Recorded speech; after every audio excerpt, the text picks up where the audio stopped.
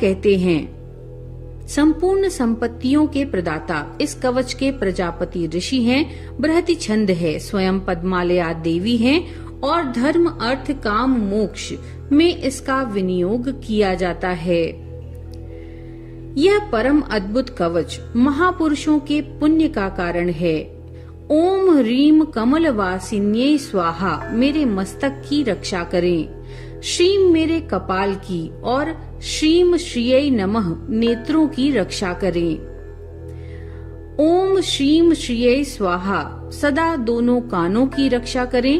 ओम ह्रीम श्रीम क्लीम महालक्ष्मी स्वाहा मेरे नासिका की रक्षा करें। ओम श्रीम पद्मालयाय स्वाहा सदा दांतों की रक्षा करें। ओम श्रीम कृष्ण प्रियाय स्वाहा सदा दांतों के छिद्रों की रक्षा करें। नारायणेशाय स्वाहा सदा मेरे कंठ की रक्षा करें। ओम श्रीम केशव कांताय स्वाहा सदा मेरे कंधों की रक्षा करें। ओम श्रीम पद्म निवासिन्ये स्वाहा सदा नाभि की रक्षा करें। ओम ह्रीम श्रीम संसार मात्रे स्वाहा सदा मेरे वक्षस्थल की रक्षा करें। ओम श्रीम श्रीम कृष्ण कांताय स्वाहा सदा मेरे पीठ की रक्षा करें। ओम ह्रीम श्रीम श्रियै स्वाहा सदा मेरे हाथों की रक्षा करें। ओम श्रीम निवास कांताय स्वाहा सदा मेरे पैरों की रक्षा करें। ओम ह्रीम श्रीम क्लीम श्रियै स्वाहा मेरे सर्वांग की रक्षा करें। पूर्व दिशा में माँ महालक्ष्मी और अग्निकोण में कमलालया मेरी रक्षा करें। दक्षिण में पद्मा और नैऋत्य कोण में श्री हरिप्रिया मेरी रक्षा करें। पश्चिम में पद्मालया और वायव्य कोण में स्वयं श्री मेरी रक्षा करें। उत्तर में कमला और ईशान कोण में सिंधु कन्या रक्षा करें। ऊर्ध्व भाग में नारायणेशी रक्षा करें। अधोभाग में विष्णु प्रिया मेरी रक्षा करें।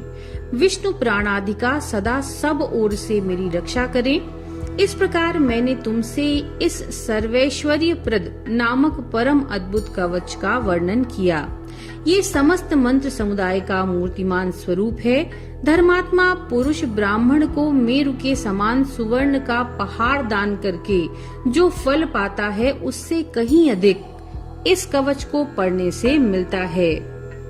जो मनुष्य विधिवत गुरु की अर्चना करके इस कवच को गले में या दाहिने भुजा पर धारण करता है, वह प्रत्येक जन्म में श्री संपन्न होता है और उसके घर में लक्ष्मी 100 पीढ़ियों तक निश्चल रूप से निवास करती हैं। वह देवेंद्रों तथा राक्षस राजों द्वारा निश्चय ही अवध्य हो जाता है। जिसके गले में ये कवच विद्यमान रहता है, उस बुद्धिमान ने सभी प्रकार के पुण्य कर लिए, संपूर्ण यज्ञों में दीक्षा ग्रहण कर ली और समस्त तीर्थों में स्नान कर लिया।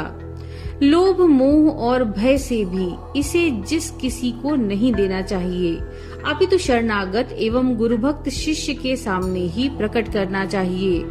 इस कवच का ज्ञान प्राप्त किए बिना जो जगत जननी लक्ष्मी जी का जप करता है, उसके लिए करोड़ों की संख्या में जप करने पर भी मंत्र सिद्धिदायक नहीं होता।